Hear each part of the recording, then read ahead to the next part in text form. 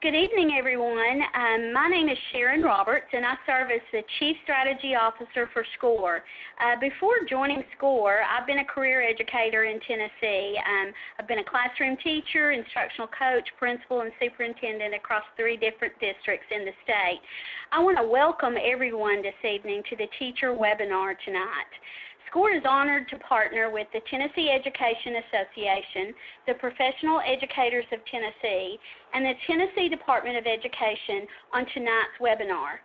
Commissioner McQueen will be joining us by phone for a few minutes to begin this conversation, as she's had to make some last-minute travel today.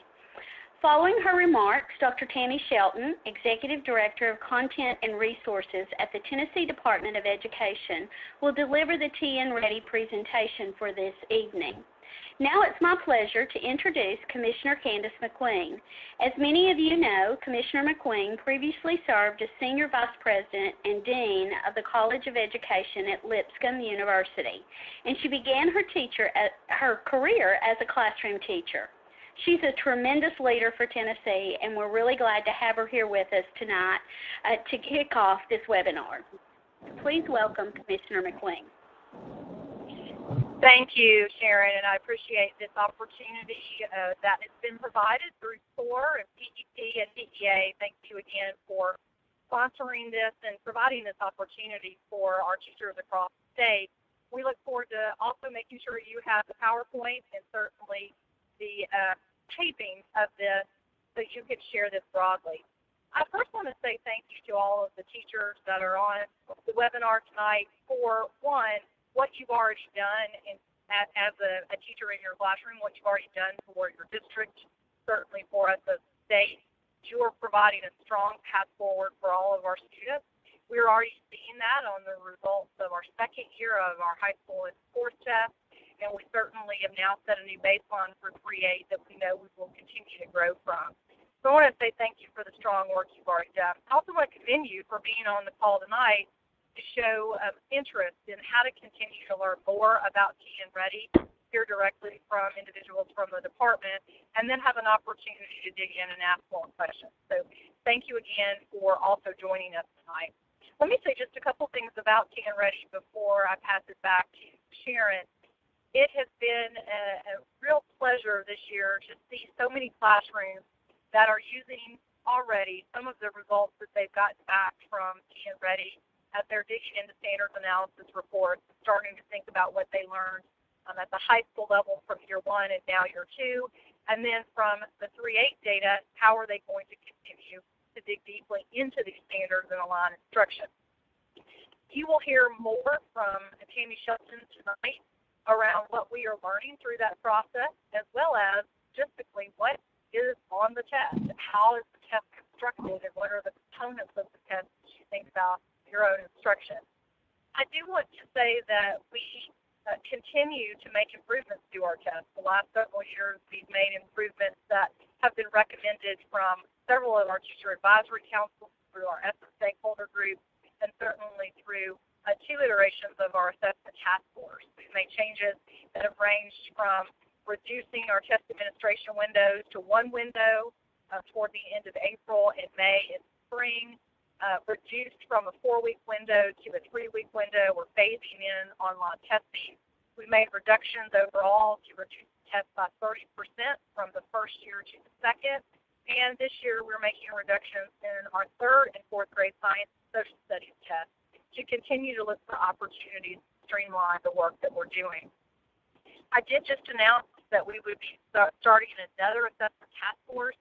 We'll actually be sharing the individuals who are serving on that task force very soon, and look forward to our first meeting in December, where we will do a full review of what we have accomplished, what have been challenges, and what we still need to do to continuously improve the full testing experience for administrators, for teachers, and for students.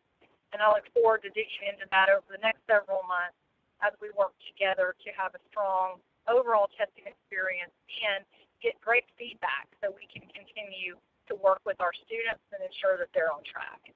So with that, again, thank you for the time that you're taking to continue to think about improving, and I will turn it back over to Sharon Roberts and hope that the webinar is very informative and look forward to answering your questions. Thank you, Commissioner McQueen. We really appreciate that. For all the teachers on the line, if you have a question as we're going through the presentation or following the presentation, please submit that in the chat box on your screen. We'll be answering questions at the end. We'll take some time for those. If we're not able to get to your question tonight, there's an email address that you'll be able to see at the end of the presentation. I'll go ahead and give it to you now also, that you can submit your questions to.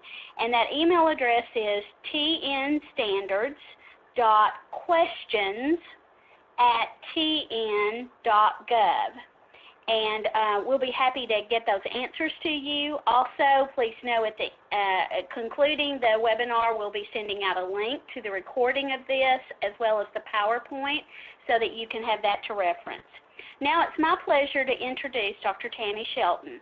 Dr. Shelton has been in Tennessee education for more than 20 years. During that time, she has served as a middle school and high school teacher, principal, and supervisor of instruction. We're honored to have her here with us tonight. Please welcome Dr. Shelton. Thank you, Dr. Roberts. Very excited to spend my evening here with you, and I'm excited to give you a lot of information about TNReady and the design of our test. As you can see on our agenda here, first we're going to do just a quick, brief kind of high-level overview of TNReady and the purpose, and then we're going to dig deep into each subject area. And so we're going to look at the math design, and then some findings around our math assessment from this past year. We'll dig into ELA design, and then again findings for ELA, and then we'll take a look at the end on our science and social studies design. One of the things that I want to point out in thinking about looking at those math and the ELA findings is that we can learn a lot from digging deep into our data, which you know. But we'll talk about that a little more, but that'll be a good piece and some things you can take back to your classroom for instruction. So first, let's just take a high-level overview.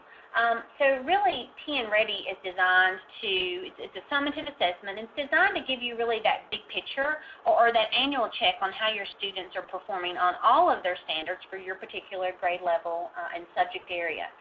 TNReady is based 100% on our Tennessee academic standards, which are rigorous and get our students really college and career ready. There's really only one good test prep for TNReady, and that's really good, strong, standards-based instruction every day. Standards-based grade level instruction every day. There's really not any way to game TNReady with the old kind of test prep strategies that we used to do with TCAP. And I'll give you some specific examples of that as we go through the slides this evening. So we are, as you heard Dr. McQueen mention, we are transitioning into online testing. And so this year, this school year, 2017-18, high school is required to test online. It's mandatory for all high schools in 9-12. Middle school is optional, and it's a district-level decision. So your district would have made the decision as to whether you would opt into online or you would still test paper and pencil. Grades 3 and 4 will only be offered in a paper-pencil format for this school year. So next year, as we continue to transition to online, 5th grade through all of our EOC high school courses, so grades 5 through 12, will be required to be online. 3rd and 4th grade will be optional at that point, so it will be a district decision if they choose to opt in to online for grades 3 and 4. Moving forward after 2018-19, starting in the 2019-20 school year, grades 3 and 4 will continue to be optional. So districts will continue to have a choice of online or paper and pencil. That way districts can make the best decision for their youngest students in-house. So just a little bit about answer documents. So we have a grade 2 optional assessment. So your district may or may not have opted in. This past year we had 100 districts opt in to the 2nd grade assessment. But grades 2 and grade 3 have consumable test booklets. So students do not have a separate answer document for math and ELA, and they actually write their answers in the test booklet, and then that is scored. In grades 4 through 8, and then of course EOC is online, but in grades 4 through 8, students will have a separate answer document from their answer booklet. Students can write in their their booklet, but they need to actually make sure that they mark their answers on the answer document, that they do transfer those answers over. For mathematics, sometimes we get questions about students practicing on grids or the graphing items, and so in the test booklet there are practice grids for students so that they can practice those items before they transfer them to their answer document. We have a lot of practice items that are either out or they're coming out very soon. We have practice tests, and so you had those practice tests last year. They were posted in a PDF format in EdTools. We have updated those practice tests for high school EOC, and we will be updating those practice tests for grades 3 through 8 very soon. So if you're a high school teacher, go into EdTools. You should all have a login and password. If you do not know your login for EdTools, talk to your building level testing coordinator, and you can pull down those practice tests. You also have the option to practice online in Nextera. So if your district chose to opt in to online for 5th through 8th grade, you will have this practice test available soon so that you can either practice online or you can pull down the same practice test in a PDF format in EdTools. And of course, high school EOC already has the practice test online in EdTools available to them, and we've had quite a few districts already working with those practice tests that are on block schedule. We also have a Classroom Assessment Builder, or CAB. And what that is it is an online platform to where you're going to have a sampling of items in 5th grade through 8th grade in EOC. And you can go in and let your students not only have practice with sample items that are similar to the assessment, but they also can practice the platform. So Nextera is the actual operational platform, so your students would get practice in that platform as well in Classroom Assessment Builder. So what's really cool about CAB is that you as a teacher can go in and you can search by item type, you can search by standard, you can search by subject, and you can create your own classroom assessment, whether you choose to make it a benchmark assessment or whether you choose for it to be a simple little small quiz in your classroom, you can do that. You can have groups of students, so you could do your entire class of 30, or maybe you have some students that have missed a few days and you could literally make 1 or 2 quizzes for some students that are making up work. So you have a lot of flexibility. You can run reports in the CAB as well, and CAB will score any items that can be machine scored, like multiple choice or multiple select.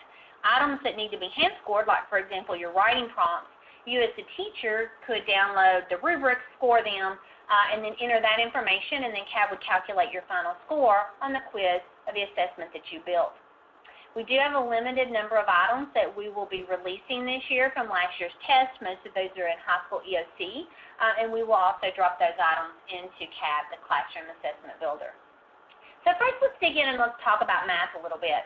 So now I'm going to, before I start talking about math, kind of preface this with, even if you're not a math teacher, definitely tune in, because sometimes if I'm talking about an item type for math, I may say, this is math only, ELA looks a little differently. So you may still get some really good information here, even if you're not necessarily the math teacher, and definitely would want you to, anything that you hear, take back to your colleagues in your building that teach other subjects. But first, let's start talking and dig deep into math. So the nice thing about TNReady Math for this school year is that it's not changing in structure. So you will see the same structure as last year for all grades, and that's for the optional grade 2 all the way up through all of the EOC courses. And your students for the mathematics will be able to use scratch paper just like they did last year, and it doesn't matter if it's lined, graph paper, blank, any type of paper is fine. Students are also allowed to use rulers. They do not need to actually measure, so they don't have to have the ruler to measure. If there's a grade level that they needed to actually have a ruler with the measurement marks on it, they would be provided that sweet little you remember the cardboard ruler that we used to get with TCAP and you punched it out? We would provide those. But so most grade levels, you're not going to see that they need to measure. However, students are probably going to want a straight edge. So even if you don't provide them with a ruler, you may want to consider providing them with an index card. If I had to graph an item and draw a straight line, it might stress me a little bit if I didn't have a straight edge. So a piece of graph paper would be fine as well. Students do not need protractors at any grade level. However, they do need to know how to measure angles, where you see that in our standards. We would actually, on the assessment, the item would overlay a protractor onto an angle for a student in maybe a multiple choice fashion. So students still have to know that skill, they just don't need the protractor on the assessment. We've also received a lot of questions about subpart 1, which is the calculator prohibited subpart on the assessment. And so based on feedback from a lot of different folks, we created a document to help give you more guidance on subpart 1. If you go to TNReady.gov and you pull that up and you click on mathematics under TNReady, you're going to see this little blurb, and I know it's small on the PowerPoint, but you're going to see this little blurb, and it's going to talk about subpart 1, the non-calculator portion of the test, and give a little bit of guidance. We have posted a PDF document here that's going to not only give you guidance around the purpose and the meaning of subpart 1, but it's also going to give you examples of items, actual items, at each grade level, 3rd grade all the way through EOC. So when you're thinking about subpart 1, that part was designed to measure not only the standards, but to really dig deep and measure students' conceptual understanding, their number sense, and their fluency. So in thinking about that, what we're doing is we're measuring how well the students actually know the mathematics piece. So this is an example of an item that you would see on subpart 1. So if we look at that, it says, which expression has a value greater than 32,978? Students should not have to put paper to pencil at all here, because what they need to do is to have that number sense and that conceptual understanding to realize that I have the same number in each of my choices. And in choice A, 1/2 is smaller than 1. And in B here, I have 7/3 that's larger than 1. In C, it's smaller than 1. And D, actually, 8/8 equals 1. So realistically, the greatest value is going to be the one that's being multiplied by the number, the fraction that's larger than 1. So my answer is B. Students don't have to put pen to paper. They think through it. On subpart 1 at all grade levels, 3rd through EOC, around 50% of the items do not require any computation on the student's part. The students should be able to read the item and solve it in their head without putting paper to pencil. So as students are struggling with conceptual understanding, number sense, and fluency, and they actually start to multiply out, in this example, the items in each one, an item that really should take the student the time it takes them to read that item, so maybe a 30-second item, will end up being a 3-minute item because they're actually trying to work the math out. So students, if they are struggling with timing on subpart 1, it may be that you as a teacher may want to think about looking into the student's conceptual understanding, or how well the student's doing with fluency, or how well they're doing with number sense, because literally about half of subpart 1 requires no computation. So here's the structure of math, and like I said, this has not changed. The slide, you're looking at grades 3 through 5, but it looks similar in grades 2 all the way through EOC. The 3 subparts. You have subpart 1, which is no calculator. In subpart 2 and 3, they can use a calculator. And students will also see 2 integrated items that will sit in subpart 3. Those integrated items are multi-part items that are designed to measure more than one domain from the math standards and see how well students can problem solve when they're posed with problems that cross domains in mathematics. In grade 2, a quick note, there's no calculator whatsoever, so all 3 subparts are non-calculator for the optional grade 2 assessment. In mathematics, we have 2-point items. In fact, in all of our subjects, we have 2-point items. However, those 2-point items work differently depending on what subject we're talking about. When we get to ELA, I'll give you an example in ELA as well. So in math, you can have 2 types. One type you have works independent. So, for example, you can have 2 parts, Part A and Part B, to where Part A, the student sees a set of data and they're asked to find the mode. And then in Part B, they see the exact same set of data, they're looking at the same set of data, and they're asked to find the median or the mean. The student can actually work Part A and Part B independently of each other, and they could get either Part A or B right or wrong. A second type that we have is to where the items, Part A and B, actually are dependent of each other, so they work together. So, for example, I could have an item in Part A, could ask a student to write an equation based on some mathematical situation. And so the student would write the equation. And then Part B might ask the student to solve that equation. So let's say, for example, that the student got Part A incorrect, and they wrote down the wrong equation, or they answered with the wrong equation, but when they got to Part B, they actually solved the equation correctly. Students could actually get credit for Part B and not get credit for Part A. That's actually the way AP exams are scored, and because all of these two-part items in mathematics are hand-scored with a scoring guide, then we can do that, and we can make sure that students still solve Part B based on the incorrect answer in Part A. So they're dependent, and they are hand-scored. So math findings. So the team that I work with at the Department of Education, we're the content and assessment design team. So we work all day long with standards and really making sure that your assessment is 100% aligned to the standards. And so what we did is we took the findings, which really, it kind of came from psychometricians, so you've got these percentages, and even you, when you're looking at your standards level report, you're going to see, well, my students on this particular standard, maybe 80% of my students got that standard correct, and you're like, okay, that's great. Then you look at another standard, and you're like, wow, only 30% of my students got that standard correct. And then you want to dig down deep into it, but your standard has multiple parts, and so you're thinking, well, did they miss kind of everything on that standard or just a part of that standard?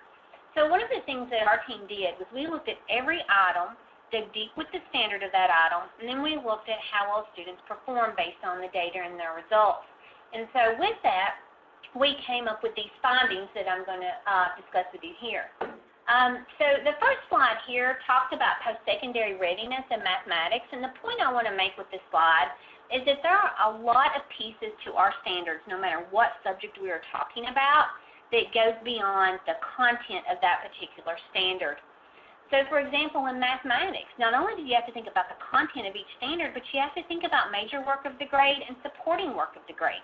We know in grades 3 through 8 that you really should be focusing 70% of your time on major work. In high school, it should be 60%. Then we also have fluency, conceptual understanding, and number sense. Those are big overarching areas of mathematics that you have to apply to all the content standards. So in thinking about that and looking at how well our students performed, I'm going to show you a series of slides that's broke down by grade bands, and it shows the strengths and weaknesses of our students. So this slide talks about grades 3 through 5.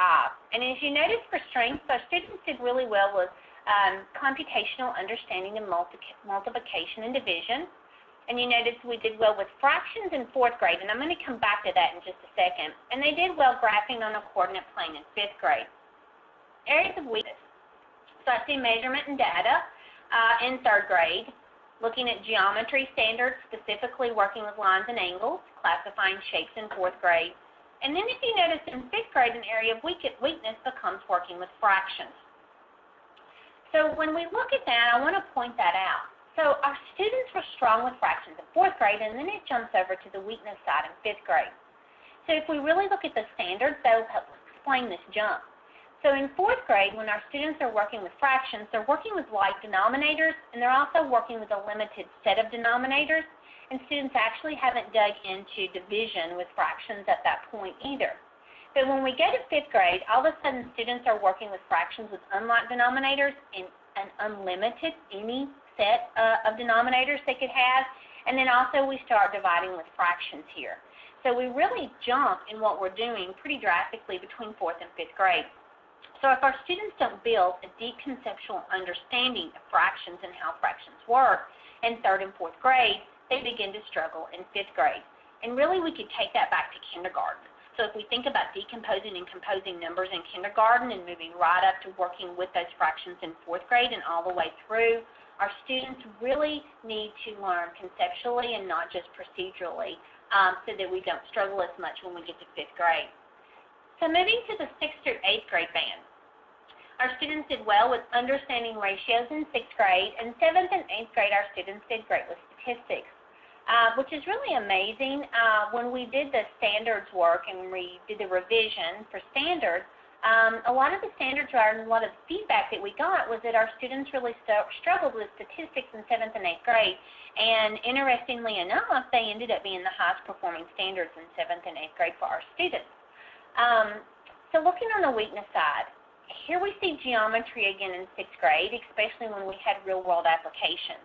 So if you'll remember when we looked at The 3rd, 4th, and 5th grade geometry was a theme we saw as a weakness in those grades as well, and it's popping back up in middle school. And then we have equations, expressions, and then actually applying more geometry. So a couple of things I want to point out here.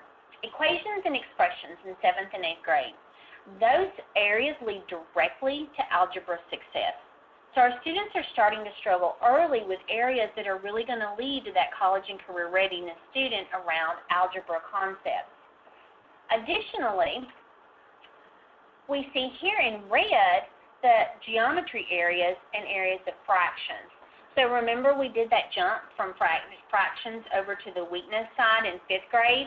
And anywhere I have red highlighted here is actually an area where students are needing deep conceptual understanding of fractions to do well. And when you took and you combine the geometry area with needing that conceptual understanding of fractions is where we actually saw the weakest performance for our students.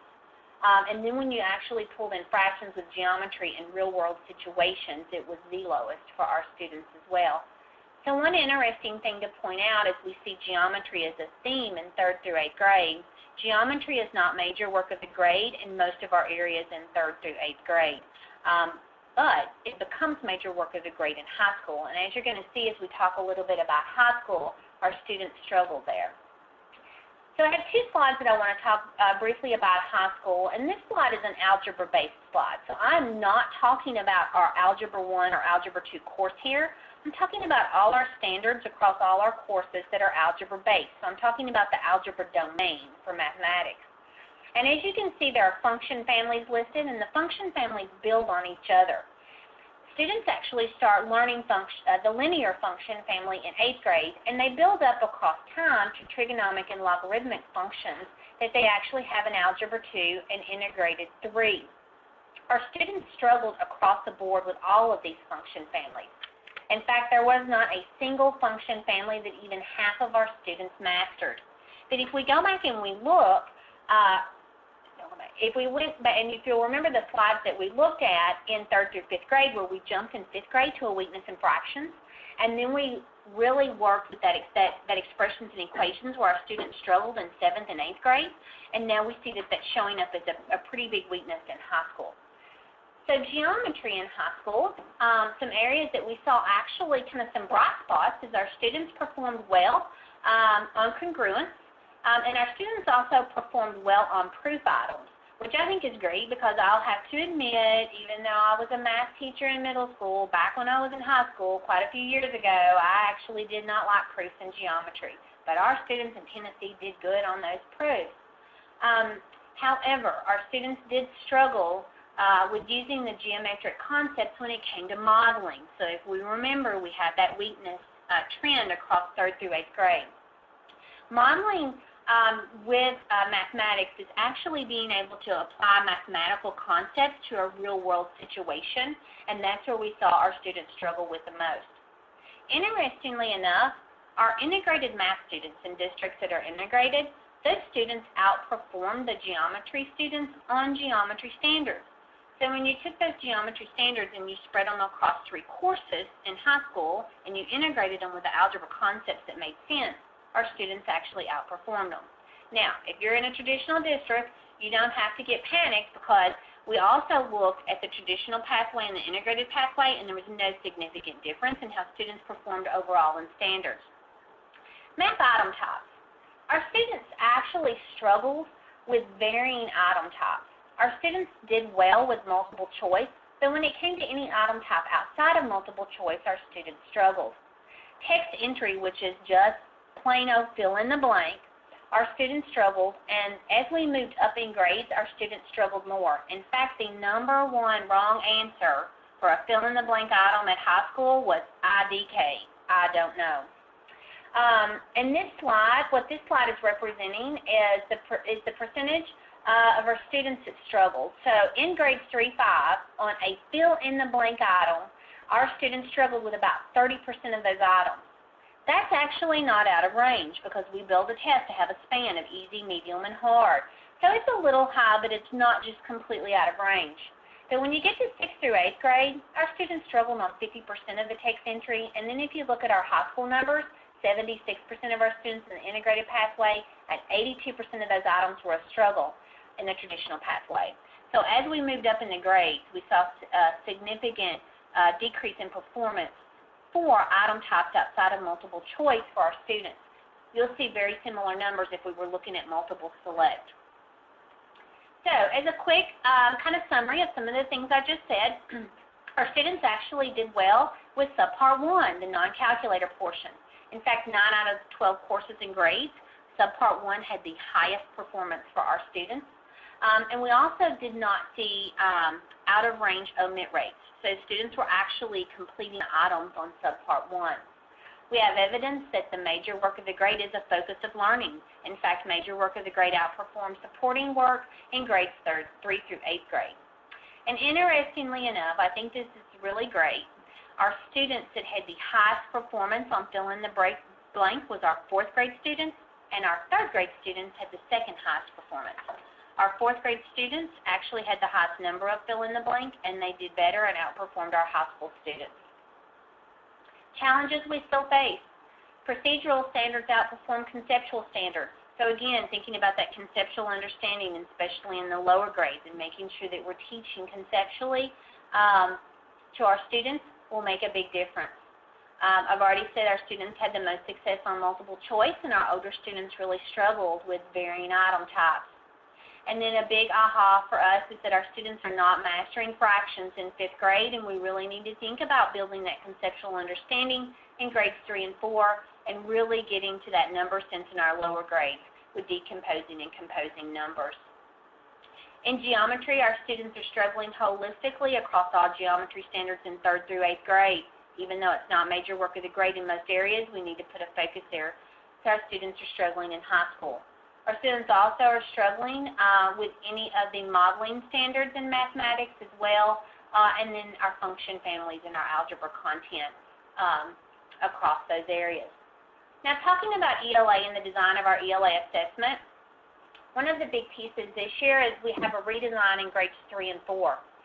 So grades 5 through EOC has a similar design, and there's not really a change there. And we'll take a look at a blueprint in just a second, but it's the same design as last year, no change. However, grades 3 and 4, that assessment has extended and it's longer. So there are 4 subparts. We're also going to assess all of our standards with the exception of the speaking standard. So students now will have comprehension questions, which they had last year, but they'll also have questions type of passages on literary skills, including language, conventions, grammar, spelling, word recognition.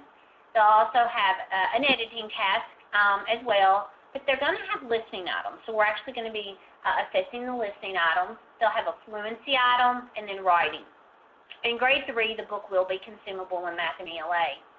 We have scaffolded the items in these grades. So when you look at your blueprints, you need to make sure that you look at your particular grade level and subject, and if you're chatting with other teachers in the building and you're discussing, make sure that you are all looking at your own blueprints for your grade level and your subject, because the writing prompt looks different in 2nd, 3rd, 4th, and 5th grade. Each grade level it looks different because we scaffold the writing expectation. The listening items look different in 2nd, 3rd, and 4th grade as well. So a quick example, in grade 2, students are expected to write to writing standard 8 and write 3 to 4 sentences. In grade 3, students are expected to write to writing standard 8 and do 1 cohesive paragraph. Then in 4th grade, they move into multiple paragraphs of full essay, and it's writing standard 1 through 3, and 5th grade is the same. So take a look at your blueprints and make sure you've got your particular grade level, because you see that scaffolding effect, which is basically what's on this slide, so I guess I got ahead of myself. All items on the grade 3 and 4 assessment will be connected to a passage with the exception of the fluency item. And those foundational skills that we've never assessed before, and those listening items and the fluency items, those are all new. We have item samplers coming out that we're going to put in EdTools very soon so that you can see all of those new items. Here's the structure of ELA. This looks like 5th through EOC, even though this is a 6-8 example. Subpart 1 holds your writing prompt, and then subpart 2 through 4 will have reading passages, comprehension, and language questions, and you still have your editing task. So no change there. In ELA, you have two-part items as well. They're called evidence-based selected response.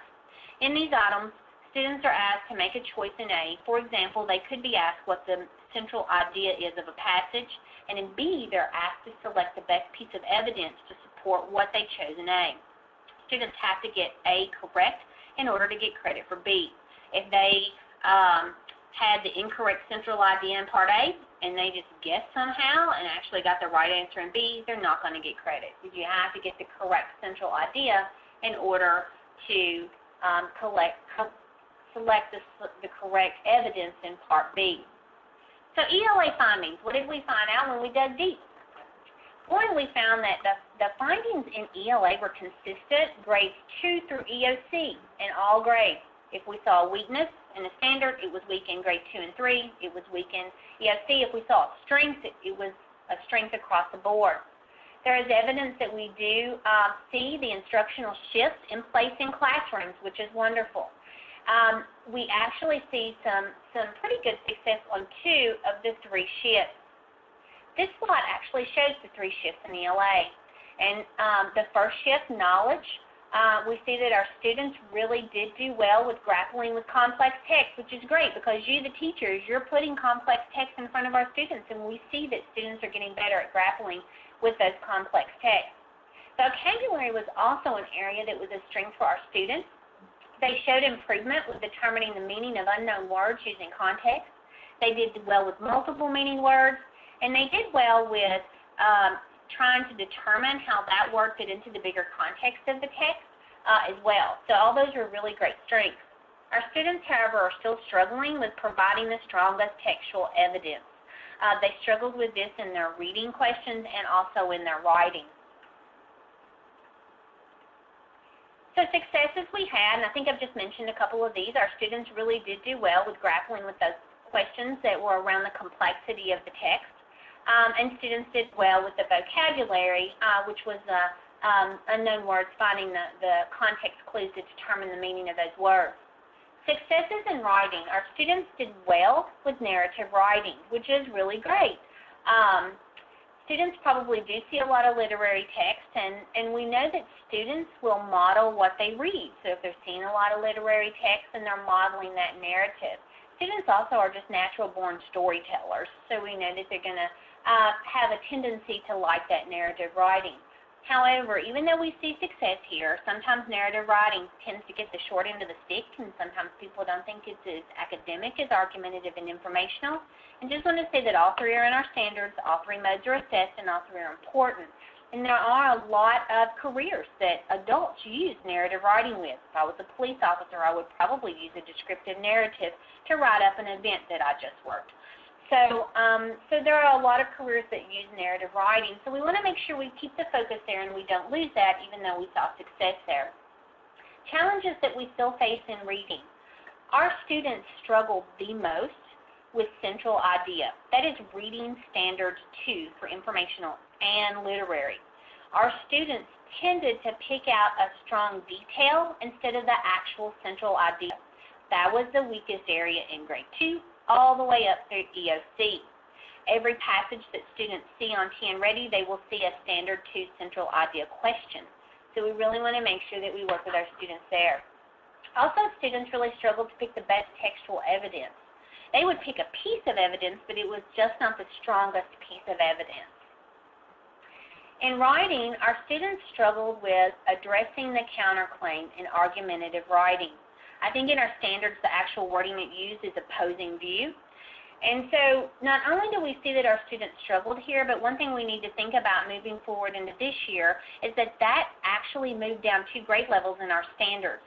So actually addressing the counterclaim, students last year in our old standards, they had to acknowledge the counterclaim in 8th grade and they had to refute it in 9th grade. This year, with our revised standards, students have to acknowledge the counterclaim in grades 7 and 8, and they have to refute it in the 8th grade. So that's moved down 2 grade levels. So if you're middle school ELA, take a look at counterclaim in your writing standards. Students also struggled with informational essays. Literally, they wanted to just summarize the text instead of taking the information and enhancing the thoughts and enhancing the text. So they literally would just kind of fall back on summarizing or regurgitating. Students also struggled with adhering to the prompt. So an example in thinking about both of this bullet 2 and 3 here is students may be asked to compare and contrast an idea, and they have 2 texts with each idea. And instead of doing the comparing and contrasting, they would summarize text 1, summarize text 2, and then not only didn't stick with the informational essay, they also didn't adhere to the prompt. That's 2 of the traits on the writing rubrics, and students would automatically lose 8 points out of the 16 with that. So we really want to help our students be able to adhere to the prompt. So thinking about science. Great thing about science is that you're not going to see any changes in 5th grade through EOC. Exact same length of the test, same item type, no changes, same standards. We don't have new standards until next year. But one change that you will see is that the 3rd and 4th grade science and social studies will be cut in half. So students will have one subpart, 30 questions for 50 minutes. You also will not have any individual value added or TVAS around 3rd and 4th grade only, science and social studies only. So you do see a reduction in 3rd and 4th grade. So biology and chemistry, there's no change. It looks exactly like it did last year. One thing I do want to point out here is students need a calculator for chemistry. I would not want to take that chemistry test without a calculator. Use the same calculator policy as the mathematics, TNReady, and your students will be fine. So just have them bring that math calculator with them when they come to take their chemistry EOC. It would be very difficult to take that test without a calculator. So thinking about social studies. In social studies, yes, we will have an operational TNReady assessment this year. I know that we've had 3 years where we've not had an assessment for various reasons, but we do have an operational assessment this year. Like I just mentioned in science, 3rd and 4th grade is cut in half from last year. Again, 30 questions, 50 minutes, and no value added for 3rd and 4th grade social studies. 5th through 8th grade will have an operational assessment. You will have 45 to 55 items. It says 100 minutes, but look at the 3rd little bullet there. It is 2 subparts, about 50 minutes for each one. You'll see multiple choice, multiple select, and some 2- and 4-point written responses. U.S. history, absolutely no changes. It looks just like it did last year. I want to give you a couple of quick examples. So here we have an example of a 6th through 8th grade 2-part written response item. Basically, on the 2-point items, students will have a question, and they may or may not have a stimulus. So they could have a timeline, political cartoon, or graph, and they'll have the question. They will write their response. Now, this is based on social studies content. So students will be asked to write their response in a complete sentence. However, it's only scored on content. So if students give a bulleted list, or even if they give a Venn diagram, it's okay. They're only scored on content. So here's an example of a 4-point item. A 4-point item will always have a stimulus with it. Students will get a political cartoon, a graph, a timeline. It could be a newspaper article, but they will get a stimulus. They will be asked to respond to the question, and they will be asked to use a complete sentence. But again, it's only graded on content, not literacy. And if students give us a bulleted list or a Venn diagram, they will get the score if their content is correct. Here's your U.S. history blueprint, just like last year, 3 subparts. Subpart 1 is your writing response, and there's no change there. So one thing I want to mention very quickly before we start taking questions is that we have a lot of opportunities for teachers to get involved in the development of the assessment. We have item writer workshops where you can come learn about the standards and write items that could possibly be in tab, or they could be actually on the assessment. We do passage review for social studies and English language arts, item review, content review, range finding for U.S. history, and all levels, grade 2 through EOC for English language arts and standard setting. There is an educator opportunities page on our website. If you just go to TNReady.gov, you'll see that educator opportunity page, and we have postings and we have applications open. So this is a good way to get involved, see items on the test, really get a feel for what the test looks like, and learn a lot about your standards in the process. Great. Thank you so much, Dr. Shelton, and we also thank Commissioner McQueen. We have some questions this evening, and again, as a reminder, I want to invite teachers who are on the webinar to submit questions that they may have. Just type that in your chat box on your screen, and then also at the end we'll give you an opportunity to send any questions that you have in. So the first question that I'd like to pose that teachers have presented is, can you tell us more about the Classroom Assessment Builder and how that might be useful for educators? Specifically, who can currently access this, and will there be trainings or webinars around using the CAB? So yes, so definitely we will have some trainings and webinars coming up very soon around CAB. There will be that information. But CAB currently is available for 5th grade through EOC, and we will be adding items in 3rd and 4th grade after the new year, probably around January. Now, the thing is, 3rd and 4th grade, it will be just a few examples so that if you were thinking about going to online next year, your students could just get a feel for the platform. But in 5th grade through EOC, we'll have a larger body of items in there for you to use. We also have the practice test and ed tools in grade 2, and coming up after the new year in grade 3 and 4, we have item samplers posted in ed tool as well. So then you'll also have your practice test. So yeah, and so thinking about CAB and how to use it in your classroom, if you remember Micah, it's a lot like Micah. But really, there's a lot of different things you can use it for. You literally could use it to build a quick classroom quiz that just had 3 or 4 items on it. You could use it to think about building out benchmarks across the year. You also could literally think about it if you had a student that was maybe on homeschool or that was out for medical leave. You could think about doing some assessments for those students. When currently CAB doesn't have a ton of items. In some grade levels we have up to 50 items, in some it's a little less. But we will be building out CAB very quickly through our new Transparency Act in Tennessee. We will be dropping all released items from our operational assessment into CAB, and we're also currently working on developing more items that will go into CAB this spring. So we will build out the number of items that are in CAB very quickly. Okay, and there was one related question to that. When will CAB be available for 3rd grade? So 3rd and 4th grade will have items in CAB shortly after the new year, but it will be a very small number of items in CAB. It literally will be just a handful of items, so if you wanted to just let your students practice with the platform.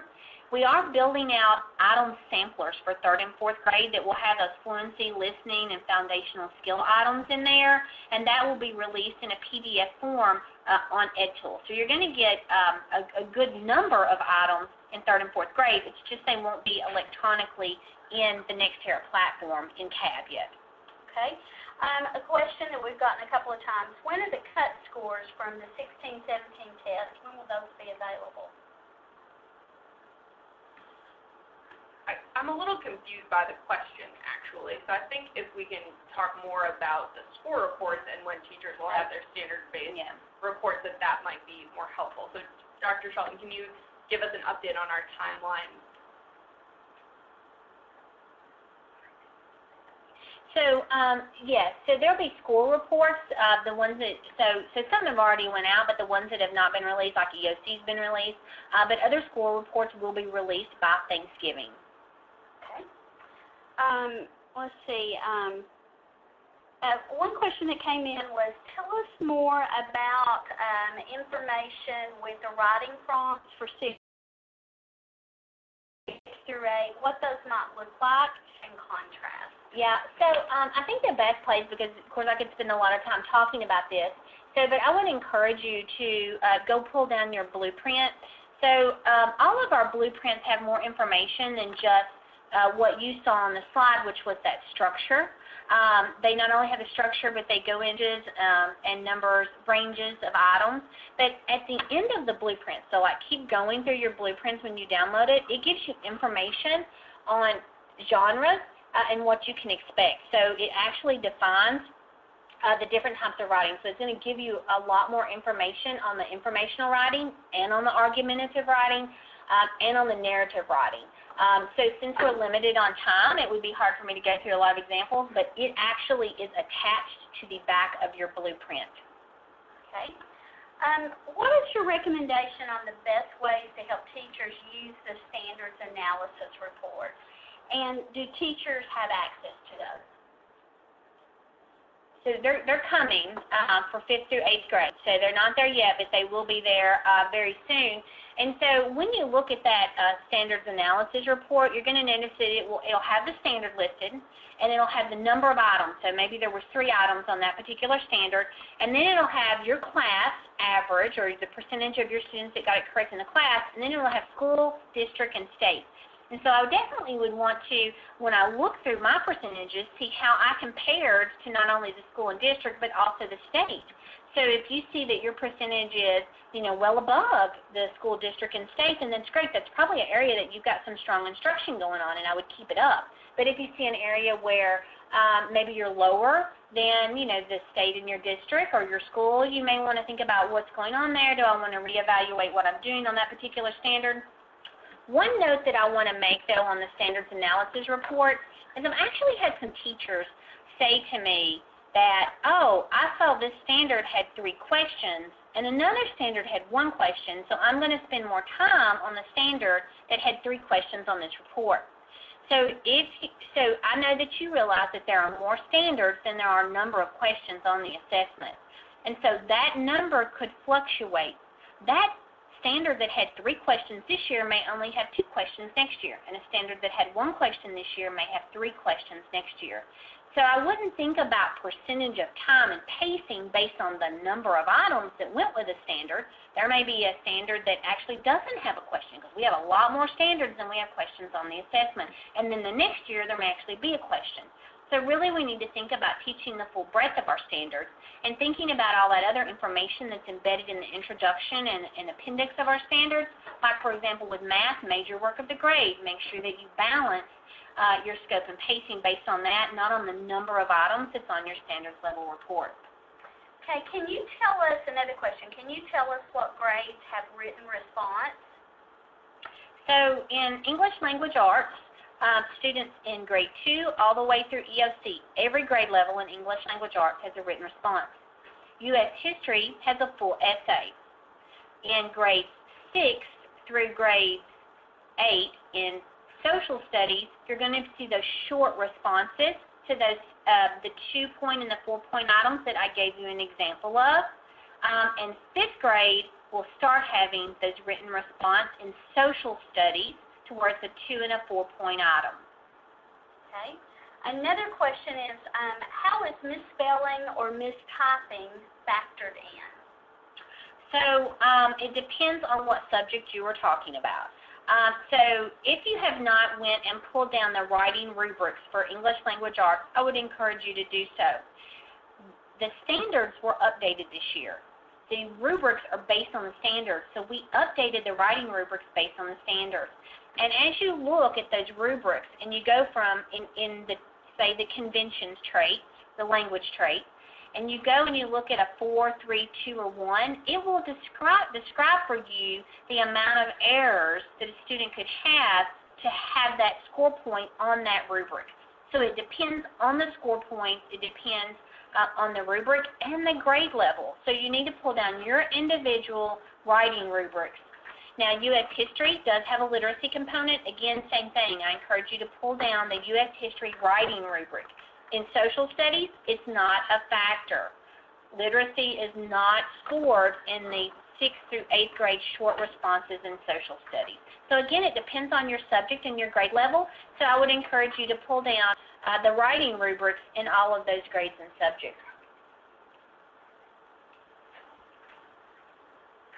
I apologize for the delay. I was just focusing my eyes, still a little old. What's the most surprising finding that your team has seen this year? So I would say probably there are a couple of different ones, but fractions, where you took that huge jump in 4th and 5th grade, and so you just on the slide saw the jump from 4th being a strength to 5th grade being a weakness, but it was actually very significant that jumped there. And another surprise, which I actually loved, was that our fourth grade students had the highest performance on our fill-in-the-blank items. I thought that was just great, and I was so proud of them. And our third grade students came in second. So I think it's really great that our lower grade students are doing well with varying item types. And then I think we may have questions, and maybe time for one more question, one or two. And one is, what's your best advice for how we can share with our colleagues how teachers can improve? So yeah, I think one thing that makes an easy improvement is really just digging into the resources that we have on our website. So as you see on the slide that you have now, I would definitely go to TNReady.gov. You have tons of frequently asked question documents that's going to clarify. You have your blueprints, and like I said, those blueprints are full of information. In science and in math, you have your reference sheets, you have your calculator policies, you have item types, descriptions of item types listed specifically in those blueprints as well. There are grade level overviews as well on the website that you can go to. We actually have a document posted under ELA that connects the writing standard 1 through 3 to the writing rubric. That rubric comes straight from the standards, and so there's a document there that shows you, oh, that's where that particular piece of the writing rubric came from. We make all those connections for you. So TNReady.gov is loaded with tons of resources, so I would encourage you to go there and go through and just click on everything you can click on and get that information. Great. Well, I really appreciate your time this evening, and I thank everyone for being on the call. I know that we have not had a chance to get to everyone's questions this evening, and we knew we wouldn't be able to do that, but I just want to remind you on this screen, you'll see the opportunity to submit your questions that may not have been answered tonight. And if they're related to the content that we've heard about with Dr. Shelton, then we want to make sure that we email tnstandards.questions@tn.gov. Also, if you have specific questions about assessment related to score reports and that kind of thing, then address tned.assessment@tn.gov. And so we want to thank you for your time this evening. I know you've had a long day, and we just appreciate everything that you do for children in Tennessee. We will be sending out, just one more reminder, we'll send out the link to this recorded webinar that you can listen to again or share with your colleagues, and we hope you have a great evening.